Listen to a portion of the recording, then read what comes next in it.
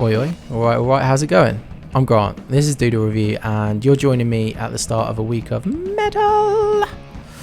I've already actually published a review of this latest Metallica record, but given it's probably the biggest release in the genre this year, it only felt right to kick off Metal Week and give them the YouTube treatment, dedicating a full video to this, 72 Seasons, the band's 11th record.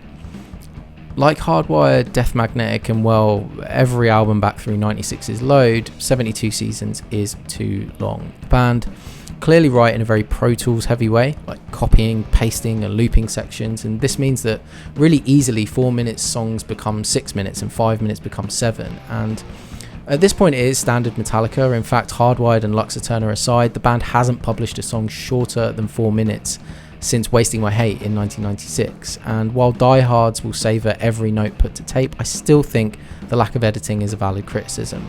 When you have 12 songs this similar sonically, fatigue does set in and actually leaves the band nowhere to go. This is partly where Screaming Suicide and Lux Eterna work so well on this record, because they provide mini resets in the track list when the band can then actually take you somewhere with the long tunes that follow. By contrast, the album starts with the aptly titled 72 Seasons, which is so bloated I actually felt the seasons changing while listening. And let me be clear, I'm not against long songs just because they're long. In fact, Inamorata, the band's longest ever track, is one of my favourites here. For my money, it's the only tune that actually earns its runtime and is better for it. King Gizzard and the Lizard Wizard, a psych prog rock band renowned for releasing material all the time and who are no strangers to long songs and long albums, have actually just released their latest record in two formats. Basically, one is the leanest version with the trimmed succinct songs, and the other is the full versions with the long jams intact. And considering what shrewd businessmen Metallica are, I'm really surprised they haven't done this themselves, but I think it would be a great shout. Like, release a shorter, leaner album like this one, where much of the endless repetition is cut out, and then follow that up with the director's cut so the fans can get their fill of every extra chug. Personally, I would love to see edited versions of this record and the previous two, but I don't know, maybe that might be me on my own. Anyway, releasing an acoustic arrangement of Blackened during lockdown wrongly led me to believe that the band may pursue something softer on this record.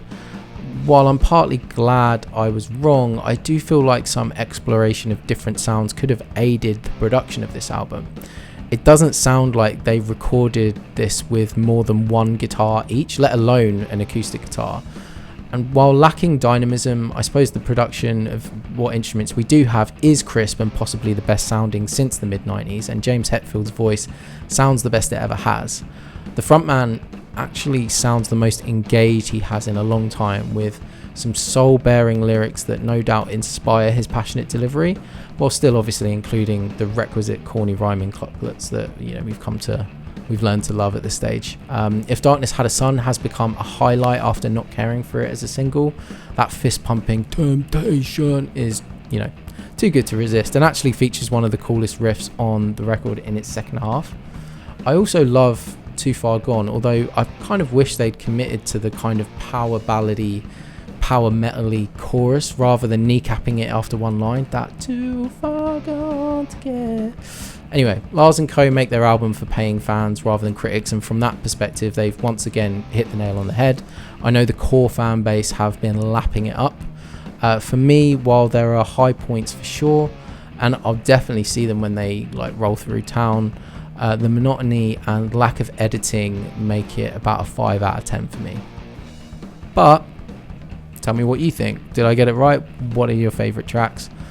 Let me know, or just hurl some abuse at me in the comments. I know you're good for it. See you in the next video. Cheers.